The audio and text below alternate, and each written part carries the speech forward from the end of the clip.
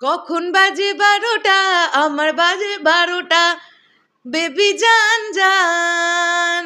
বন্ধুরা, এই গানগুলো কেন গাইলাম জানো? বলতে পারবে এই গানগুলো কার গাওয়া, কোন কণ্ঠসঙ্গীত শিল্পী গেয়েছিলেন এই গানগুলো?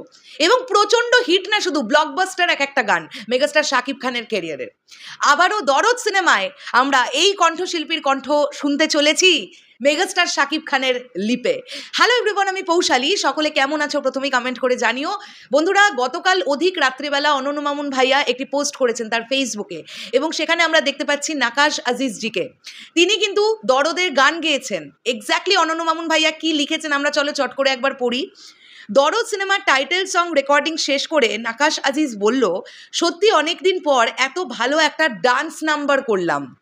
তাহলে কি দরদের টাইটেল ট্র্যাকে একটা নাচ আছে? মানে আমি না এটা নিয়ে এই জাস্ট এই কমপ্লিমেন্টটা বা এই কমেন্টটা আমি টোটালি কনফিউজড হয়ে গেছি। তোমাদের কিছুদিন আগে বলেছিলাম যে দরদের একটি রোম্যান্টিক ট্র্যাক আমরা দেখতে পেয়েছিলাম।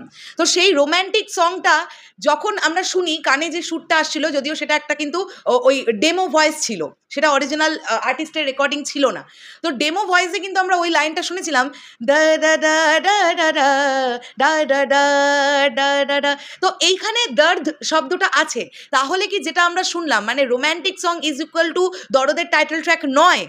তাহলে কি দরদের জন্য আলাদা কোনো একটা টাইটেল ট্র্যাক রেডি হচ্ছে?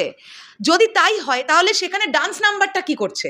তাহলে কি দরদ সিনেমায় একাধিক গান গাইছেন নাকাশ আজিজ? পুরোটা ঘেটে গুবলেট করে দিয়েছে অনন্য মামুনের একটি পোস্ট। আমি কিচ্ছু বুঝতে পারলাম না। প্রথমে শুনলাম দরদের টাইটেল ট্র্যাক উনি লিখেছেন, দরদের টাইটেল সং রেকর্ডিং শেষ করে নাকাশ আজিজ বলল, সত্যি অনেক দিন পরে একটা ভালো ডান্স নাম্বার করলাম। এর মানেটা কি? টাইটেল ট্র্যাকও উনি গাইলেন, ডান্স নাম্বারটাও উনি গাইলেন, এবং তারপরে একটা মারাত্মক কথা বলছেন। উনি বলছেন, লিখে নাও বাংলা হিন্দি দুই ভাষাই সবাইকে লুট করে নেবে, দু চোখের ক্যামেরা জুম করে। মানে উনি বলতে চাইছেন গানের ভিজুয়ালাইজেশনও এত ভালো হয়েছে যে দর্শক পুরো মোহিত হয়ে দেখবে ভিজুয়ালাইজেশন, এবং তার সঙ্গে সঙ্গে গানটাও ডেফিনেটলি খুব ভালো হবে। গানগুলো প্রত্যেকটা ভালো হবে আমরা আশা করব। নাকাশ আজিজ এর আগে দুই বাংলাতেই কাজ করেছেন, বেশ পপুলার কিছু গান তিনি করেছেন। রিসেন্ট টাইমে আমাদের এপার বাংলায় রিলিজ হওয়া একজন সুপারস্টারের সিনেমা, সেই সিনেমাতেও একটি গান তিনি করেছেন। তো নাকাশ আজিজ কিন্তু মানে স্পেশালি মেগাস্টার শাকিব খানের সঙ্গে যতগুলো প্রজেক্টে গান গেয়েছেন এর আগে, প্রত্যেকটা প্রচণ্ড সাফল্য লাভ করেছে। এবার এটাই দেখার পালা যে দরদের গানগুলো কীরকম সাকসেস পায়। এটা তো একটা প্যান ইন্ডিয়া প্রজেক্ট, নাকাশ আজিজের মতন একজন আর্টিস্টকে দিয়ে গাওয়ানো হয়েছে, বেশ ভালো।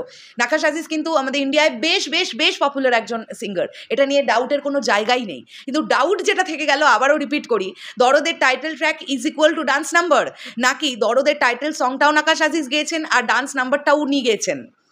এই ব্যাপারটা কিন্তু আমি একদম টোটালি কনফিউজড। আর এই বিষয়টা নিয়ে আমি এখন অনন্য মামুন ভাইয়ার কাছে কোনো প্রশ্নই রাখবো না, কেননা দরদ এখনও ঠিক করে তাদের প্রমোশন শুরু করেনি। তুফান কাটবার পরে কিন্তু দরদের প্রমোশন শুরু হবে, আর আস্তে আস্তে অনন্য মামুন ভাইয়া নিজেই আমাদের সবটা জানিয়ে দেবেন। তাই এটা নিয়ে আমরা এখন আপাতত এটুকুই কনফিউশনের মধ্যেই থাকি।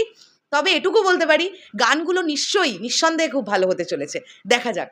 শেষ করলাম ভিডিওটা। তোমাদের কি বক্তব্য অবশ্যই কমেন্ট করে জানিও। দেখা হচ্ছে আবার খুব শীঘ্রই নতুন কোনো ভিডিও নিয়ে। তাহলে এখনের জন্যে টাটা।